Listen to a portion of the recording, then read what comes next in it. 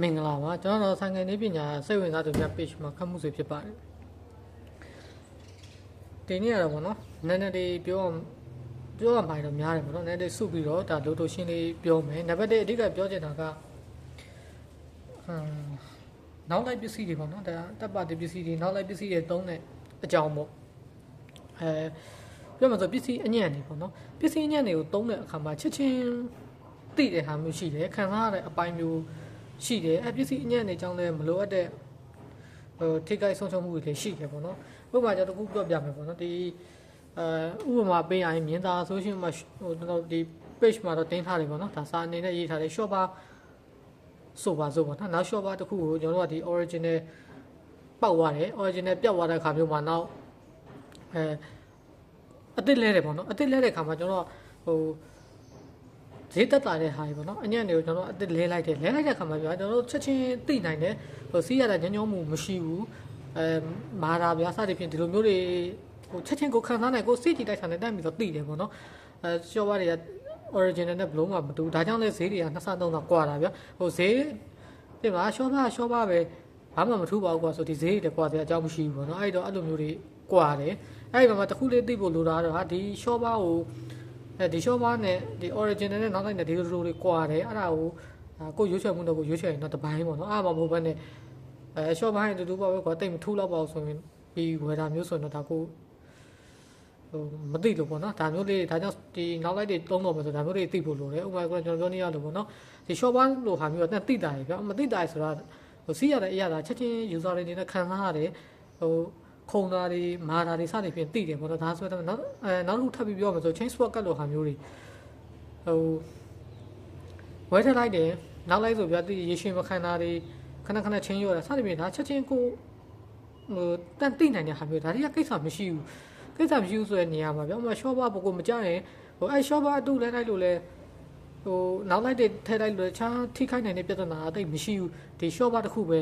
သူကလည်းသူကောင်းမကောင်းအချိန်နဲ့ဒီ short bar ပဲပြန်လဲလိုက်ယူမှာအဲ့ဒီလိုမျိုးမဟုတ်ဘဲနဲ့ကိုအဓိကဖြစ်နေတဲ့ပြဿနာက injoin နဲ့ပတ်သက်တာကိုပြောချင်တာပါ injoin တို့ဟာမျိုးကြပြားကိုသိမလားအညံ့သားတွေထည့်လိုက်တယ်ဒီဘိန်းနဲ့ကိုထည့်စီးတဲ့အချိန်မှာတော့မသိတာဘူးပေါ့နော်ချက်ချင်းဒီကခံစားမှုကချက်ချင်း user တွေအနေနဲ့မသိနိုင်ဘူးအဲ့တော့အညံ့နေပဲထည့်စီးတယ်တချို့ဆိုရှိသေးတယ်ပေါ့နော် engine ကနည်းနည်းလေးကြားပိုင်ရတာဗျာကြားပိုင်ရတာ engine စားတယ်engine ယူတယ်စသဖြင့်ဒီလိုဘိန်းမျိုးမှာဆိုရှင်ဘာလုပ်လဲဆိုတော့နောက်မှပြင်မှပဲတဘရိတ်အကုန်ပြင်မယ်ပြင်ပြီးမှပဲကောင်းတာလေးကိုထည့်မယ်ပေါ့နော်ဒီမပြင်ခင်မှာဒါလောဆယ်ဒီ engine အဆင်ပြေတဲ့ engine လေးပဲထည့်သုံးလိုက်မယ်ပေါ့ဗျာတချို့ဆိုအဟောင်းတွေတော့မြတ်ထည့်သုံးတာမျိုးတွေလည်းရှိတယ်ပေါ့နော်ဒါမျိုးတွေကြုံရတယ်အဲ့တော့အဓိကပြောချင်တာအဲ့မှာဘာဖြစ်တယ်လဲဆိုတော့ engine ကြတော့ကိုကမသိနိုင်ဘူးဆိုတာဒီ engine ဘာဟုတ်ပဲထည့်အဟောင်းပဲပြန်ထည့်ဒီအညံ့ကိုပဲထည့်ပေါ့နော်ကိုကချက်ချင်းအဲ့ဒီ engine အညံ့ထည့်လိုက်တဲ့ခံစားမှုကိုရှိရချက်ချင်းမသိနိုင်ဘယ်ချိန်မှသိနိုင်လဲဆိုအချိန်လုံးပြီးမှသိတာမျိုးတွေရှိပါတယ်အချိန်လုံးမြတ်သိရဆိုတာကျွန်တော်တို့ခါလေးဆို engine ကင်လိုက်တဲ့ခါမျိုးမှာမလိုအပ်ဖက်နဲ့ပေါ့ဥပမာဗျာဒီရိုးရဘိန်းတစ်စီးပေါ့နော်ဥပမာ100ဘိန်းတို့ဟာမျိုးပဲမြင်တာအောင်ပြောရမယ်ဆိုရှင်100ဘိန်းတို့ဟာမျိုးကengine ကြပြီဆိုပါစို့ပေါ့နော်original engine ကြရင်ဗျာတော်တော်များများဘာမှမလုပ်ရတာအဲ့ဒီရိုးရပြီးအများစုပြောတာပါပထမဆုံးတက်နေရတော့ဗျာဒီ governor line တွေ gear box line တွေပြီးတော့ grind line တွေပေါ့ဗျာဒါတွေကတော်တော်များများကောင်းတယ်ပြီးများတယ်အကုန်လုံးနှီးပါလို့ပဲပေါ့နော်ဒါတွေချက်ချင်းမထီအဲ့တော့ကျွန်တော်ပြောနေကိုဘေးကမီကိုလေးကလည်းလိုက်နေတယ်အဲ့တော့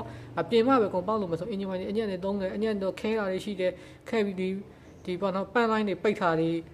grind C line တွေပိတ်သွားတာတွေပြီးခဲသွားတဲ့ခါမှာဘယ်လောက်ထိဆိုးလဲဆိုချုပ်ပိနေဆို gear box ဘောတွေကျွေတယ်grind တွေလစ်တယ်ပေါ့နော်ပရမတ်တတ်မှလည်းဒီလိုမျိုးတွေဖြစ်တယ်ဒါကြောင့်ကျွန်တော်မျက်နှာပြောတာ engine အညံ့သုံးတာအချိန်လုံးပြီးမှသိတာပေါ့နော်ဒါကြောင့်ဒီလို engine ဒီလိုမျိုးပေါ့နော်တခုခုအညံ့နေသုံးတော့မယ်ဆိုနောက်ဆက်တွဲကိုလည်းကိုကကြိုးပြီးကြည့်ဖို့လိုတယ်ဒါကိုသုံးလိုက်ရင်ဘာဖြစ်နိုင်လဲပေါ့နော်နောက်ဆက်တွဲဘယ်လိုပြဿနာတွေဖြစ်နိုင်လဲဆိုဒါတွေကိုလည်းသိဖို့လိုတယ်ဒါတွေကြောင့်လည်းဒီလိုမျိုးတွေပြော့ပြတာပေါ့နော်ဥပမာကလို့ပေါ့နော် swap ကလို့ဟာမျိုးဒါတော့မှလည်း chain swap ကလို့ဟာမျိုးဆိုခက်ညံ့တာတွေသုံးလို့chain ချိုးပြက်ပြီးတော့ engine ကွဲတာဘာညာမျိုးတွေတော့ရှိတတ်သေးတာပဲဥပမာ short bar လို့ဟာမျိုးတော့ကိစ္စမရှိဘူးပေါ့ဗျာ ကိုဒီနောက်လိုက်ထည့်လိုက်တယ်စိတ်မကောင်းဘူးစိတ်မကောင်းနောက်မှပြန်လဲလာကျန်တဲ့ထိခိုက်မှုမရှိခုနောက်ကလို့တချို့ပစ္စည်းတွေချက်ဒါဥပမာကျွန်တော်ပေးတာဟိုအဲ့ဒါတုံးလိုက်တော့နောက်ဆက်တွဲထိခိုက်နိုင်ခြင်းအများကြီးရှိတယ်အင်ဂျင်ဝိုင်းကိုအင်ဂျင်ဝိုင်းအញ្ញံတုံးတယ်ပြင်မှအင်ဂျင်ဝိုင်းအကောင့်ထည့်လိုက်မယ်ပြီးသွားပြီလို့မထင်နဲ့ပေါ့နော်အဲ့ဒီအញ្ញံတုံးလိုက်တဲ့အတွက်ထိခိုက်သွားတဲ့အရာတွေအများကြီးရှိတယ်မဖြစ်သင့်နိုင်ပေါ့နော်တစ်ခါလေးဆိုအကုန်တော့လည်းခက်တာအချိန်လုံးပြီးမှယူဇာတွေကသိတာအင်ဂျင်ဝိုင်းအញ្ញံတွေထည့်မောင်းတယ်တခါလေးဆိုရှေ့ကကမ်ရှက်ဒီတိုက်ပမောင်းတွေစားသွားတယ်စားပြီးရမှတို့ကအတန်နေမြေတယ်ဆိုရောက်လာဘာမှလုပ်မရတော့ဘူးเนาะဒါဖြုတ်ပြီးအစ်စ်လက်ဒါမျိုးတွေပဲရှိတော့အဲ့ဒါ engine wine တွေကတော့ဒါတတိထားဖို့တပိုင်းမှာနောက်မှ engine wine ကြောင့်တော့တင်းတန်ပြောမှာပေါ့เนาะဘယ်လိုတွေတတိထားတယ်လဲဆိုတာမျိုးတွေပေါ့နောက်တစ်ခုကတော့လိမ့်လာတဲ့ညီကိုတွေအနေနဲ့ကိုပြောချင်တာပါပညာသင်တဲ့အပိုင်းပေါ့เนาะကျွန်တော်အဓိကသွားနေတဲ့လမ်းကြောင်းကဟိုလမ်းကြောင်းတစ်ခုကိုချပေးတာပါ technical ပိုင်းတွေကိုဒါဘယ်လိုတွေးရမယ်ဆိုတဲ့ဟာမျိုးတွေကိုကျန်တာတွေကဘာလို့မှလဲပေါ့နော်ဘာလို့မှဆိုအတိတ်ကကိုလိမ့်လာတဲ့လောက်ပြ line ပေါ်မှာဒါတွေဆိုခုနောက်ပိုင်းဆိုပလူပြန်တာပဲပေါ့နော်အကုန်လုံးကြောပြရှင်းပြနေတာတွေကအများကြီးရှိတယ်ဥပမာတချို့ကြဘလို့သိကျင်တာလဲဆိုတော့ဒါဥပမာတခုပြောပြရမယ်ဆိုတို့ကနှစ်နဲ့ပေါင်ဘယ်လောက်လဲဆိုလာမေးမေးတဲ့ခါမှာကျွန်တော်၄လို့ဖြည့်လိုက်မယ်ပေါ့နော်နောက်တစ်ခါလာအောင်မှာပဲ33ပေါင်လို့အဲ့ဒီဥပမာကိုကနှစ်ပေါင်းနဲ့ပြဿနာပဲအဖြေကိုပဲတိုင်းရိုက်ပြောထားအဲ့ဒီပြဿနာတိုင်းရိုက်လာရင်တော့တို့ဖြည့်ရှင်းတဲ့ကွက်တီပဲတန်းရတာပဲပေါ့နော်ဒါမှမဟုတ်ပြဿနာတွေ33ပေါင်းနဲ့လာရင်လာမယ်4ပေါင်းနဲ့လာရင်လာမယ်34ပေါင်းနဲ့လာရင်လာမယ်ဒီစသဖြင့်ဒီလိုမျိုးလာတယ်လာတိုင်းလိုက်မေးနေရမယ်လိုက်ကြည့်နေရမယ်ဆိုရင်တော့မဟုတ်သေးဘူးပေါ့နော်ကျွန်တော်အမြဲပြောပါတယ်ဒီဟိုဆိုင်ငယ်တွေပြင်နေဆိုတာဒီပြဿနာတွေကိုဖြည့်ရှင်းတာပါဟိုဆိုင်ငယ်တွေရဲ့ error တွေကိုဖြည့်ရှင်းအဲ့ဒီဆိုင်ငယ်တွေမှာဖြစ်တဲ့ပြဿနာတွေကိုလိုက်ကြည့်လို့တော့ကောင်းမှာမဟုတ်မျိုးစုံပဲတယောက်တစ်မျိုးနဲ့တင်းနေကြတယ် line ပေါ်မှာလဲသူကလည်းသူကြောနဲ့ပြဿနာတင်နေသ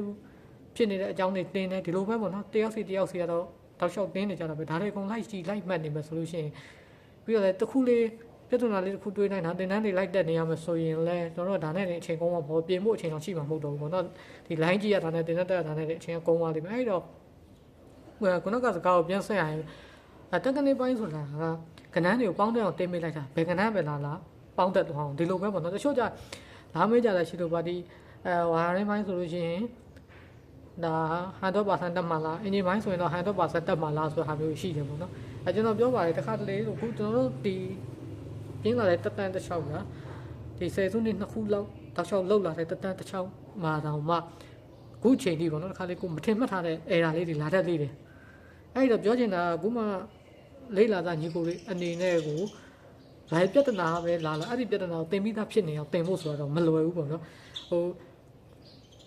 ဆိုင်တစ်ခုဖွင့်လိုက်ပြီဆိုတော့အဲ့ဒီဆိုင်မှာဘယ်လိုပြဿနာလာမယ်ဆိုတော့ချိုးပြီးမသိနိုင်ဘူးအဲ့တော့ဘာလို့တင်ရလဲဆိုတော့ပြဿနာတွေကိုဖြေရှင်းတတ်တဲ့နေ့တစ်ခုကိုပဲတင်ရတာပါဟောဒါလေးကိုပြောချင်တာပေါ့နော်ဝါရင်းပိုင်းဆိုတဲ့လိုပဲအဓိက main point တွေကတော့ပြောရတာပေါ့မသိမဖြစ်တဲ့အခြေခံတွေရှိတယ်အဲ့ဒါကိုတော့ကျွန်တော်တင်ရတယ်ဒီကျိုးကဘာပေါ့နော်အဲ့လိုတင်းပြီးသွားတဲ့အခါမျိုးမှာတွေးတတ်အောင်တင်ရတယ်အဓိကတော့ဒါကတော့ပြဿနာတွေကိုဖြေရှင်းတယ်အဲ့ဒီတွေးတတ်သွားပြီဆိုကြိုက်တဲ့ပြစ်ချက်လာဖြေရှင်းတတ်သွားပြီပေါ့နော်ဒီလိုမျိုးကိုတင်ရတာပါအဲ့ဒီညမျိုးမှာကျွန်တော်တစ်ခုချင်းစီလိုက်တင်နေမယ်ဆိုတော့တင်လို့ပြီးမှမဟုတ်တော့ဘူးပေါ့နော်ဟိုပြဿနာတစ်ခု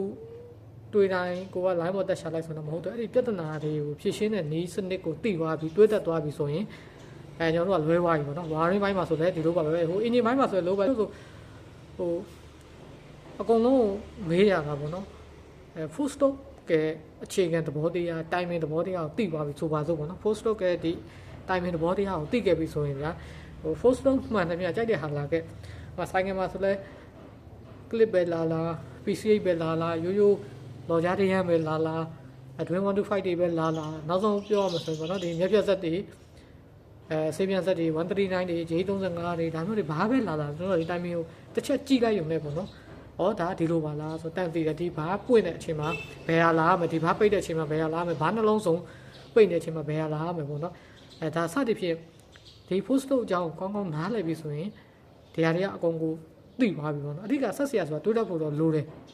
ဟိုကျန်တဲ့အပိုင်းကတော့စဉ်းစားတာပေါ့ဗျာဆိုင်ကတစ်ခုနဲ့တစ်ခုကတော့ဟိုလာမှာပဲပေါ့လေဘယ်လိုမျိုးလဲဆိုတော့ဒီမှာဒီလိုမျိုးအတွေးလေး post အကြောင်းသိပြီဆိုရင်ကိုက cloud နေပါဆိုဒါကတော့ကြည့်ရတာပေါ့နော်ဘယ်အစားတော့ဘယ်ဝါရှာဘယ်လိုလုပ်တယ်ဆိုတာတော့ဖြုတ်တယ်မှတ်နောက်ပိုင်းဒါတွေကလုံးနေကြအောင်ဆိုရင်တိုးတက်သွားတဲ့လေ့ကျင့်ခုကြောင့်မှကျန်တာတွေကမခဲရင်းပေါ့နော်ကျန်တာတွေကဒီတိုင်းမှတ်ဖြုတ်ဒီတိုင်းပြန်တက်လို့ရတယ်ဒီ post အချိန်ကဘောတရားသိပြီဆိုတာ timing ကအရေးကြီးဆုံးပဲပေါ့နော်ဒါလေးကိုရှင်းပြတာပါonline class တက်ချင်တဲ့ညီကိုတွေဆိုရင်လည်းဆိုင်ငယ်နည်းပညာစိတ်ဝင်စားသူများဆိုတဲ့ page messenger မှာဆက်သွယ်တက်ရောက်လို့ရပါတယ်ကျွန်တော်တို့လာပိုင်းနေမှာတော့ online class လေးတွေပြန်ပြီးတော့ လိုရာလေးတွေဖြည့်ပြီးတော့ထပ်ပြီးတော့ပြောပြပါအောင်မယ်ဟုတ်ကဲ့ပါနောက်ဗီဒီယိုမှာကျွန်တော်လိုရာလေးတွေဆက်ပြီးတော့ပြောပါမယ်